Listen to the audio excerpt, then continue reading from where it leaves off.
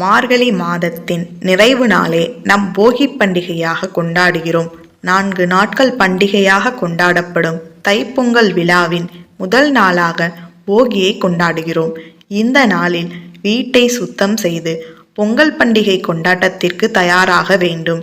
தை முதல் நாளே தமிழ் புத்தாண்டின் முதல் நாளாக கருதப்படுவதால் கடந்த ஆண்டின் நிகழ்வுகளுக்கு நன்றி தெரிவிக்கும் நாளாக போகி கொண்டாடப்படுவதாக சொல்லப்படுகிறது. பழைய துயரங்களை போக்கி புதிய ஆண்டின் துவக்கமாக இந்த நாள் கருதப்படுகிறது. போக்கி என்ற சொல் மாறி காலப்போக்கில் போகி என்றானது. உத்தராயண காலம் எனும் சூரியன் தெற்கிலிருந்து வடக்கு நோக்கி நகரத் தொடங்கும் காலத்தின் முதல் நாள்தான் தை 1. மார்கழி மாத முடிவையும் பொங்கல் பண்டிகையை வரவேற்கும் நாளை நாம் போகி பண்டிகை என்கிறோம். பொங்கல் பண்டிகை கொண்டாட்டத்தின் முதல் நாளாகவும் தை பொங்கலுக்கு முந்தைய நாளாகவும் போகி கொண்டாடப்படுகிறது. மார்கழி கழிந்து தை மாதம் துவங்குவதை வரவேற்கும் தினம் என்பதால் இதனை இந்திர பொங்கல் என்று சொல்கிறோம். பழையன கழிதலும் புதியன புகுதலுமே போகி என முன்னோர்கள் சொல்லி வைத்துள்ளனர். போகி என்றால் வீட்டில் உள்ள தேவையில்லாத பழைய பொருட்களை தீயிட்டு எரிக்க வேண்டும் என்பதுதான் நினைவிற்கு வரும். ஆனால் போகி பண்டிகை பழங்காலத்தில் மிகச் சிறப்பானதாக கொண்டாடப்பட்டது. முன்பெல்லாம் பொங்கல் பண்டிகை வருவதற்கு ஒரு வாரத்திற்கு முன்பே வீட்டை சுத்தம் செய்ய துவங்கி விடுவார்கள். வெள்ளையடித்து வீட்டில் உள்ள அனைத்து பொருட்களையும் எடுத்து சுத்தம் செய்து புதுப்பித்து வைப்பார்கள். அப்படி சுத்தம் செய்யும் போது சேரும் குப்பைகள் இனி பயன்படுத்த முடியாது என்ற நிலையில் இருக்கும் பொருட்களை போகி என்று தீயிட்டு எரித்தனர்.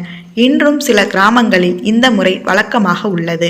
ஆனால் நகரமயமாக அடுக்குமாடி குடியிருப்பில் வாழும் இந்த காலகட்டத்தில் போகி என்று தீயிட்டு குப்பைகள் எரிக்க முடியாது. அப்படி செய்வது காற்று மாசுபாட்டை ஏற்படுத்தும். அப்படிப்பட்ட சூழலில் வசிப்பவர்கள், வீட்டில் எரிப்பதற்கு ஒன்றும் இல்லை என்பவர்கள் தங்களிடம் உள்ள ஏதாவது ஒரு தீய குணத்தை இந்த நாளில் எரித்து விடலாம். பொதுவாக ஆங்கில புத்தாண்டிற்குத்தான் புதிய தீர்மானங்கள், ஏதாவது ஒரு பழக்கத்தை அல்லது குணத்தை விடுமுடிவை எடுப்போம். ஆனால் தமிழர் திருநாளன்று இதை செய்வது சிறப்பானது என சொல்லப்படுகிறது. போகி பண்டிகை அன்று தேவையற்ற பொருட்களை எரிப்பதாக இருந்தால் பிரம்ம முகூர்த்த வேளையில், அதாவது சூரிய உதயத்திற்கு முன்பு எரித்துவிட வேண்டும். சூரிய உதயத்திற்கு பிறகு போகி எரிக்கக்கூடாது. போகி பண்டிகை அன்று வீட்டில் சுத்தம் செய்து புதுப்பித்த பிறகு வீட்டு தெய்வத்தை வீட்டிற்கு மீண்டும் அழைத்து அதன் சக்திகளை புதுப்பிக்க வேண்டும். போகி அன்று மாலை 6 மணிக்கு மேலாகத்தான் இந்த வழிபாட்டினை மேற்கொள்ள வேண்டும். பூஜை அறையில் இலை போட்டு பச்சரிசி சாதத்தை உப்பு சேர்க்காமல் குலைவாக வடித்து ஒரு பாத்திரத்தில் வைத்து அதன் அச்சு வடிவத்தில் இலை சாதத்தை வைக்க வேண்டும். அந்த சாதத்திற்கு நடுவில் ஒரு சிறிய குழி அமைத்து அதில் தயிர் விட வேண்டும். குழிக்கு மேலாக ஒரு வாழைப்பழத்தை 3 பாகங்களாக நறுக்கி வைக்க வேண்டும்.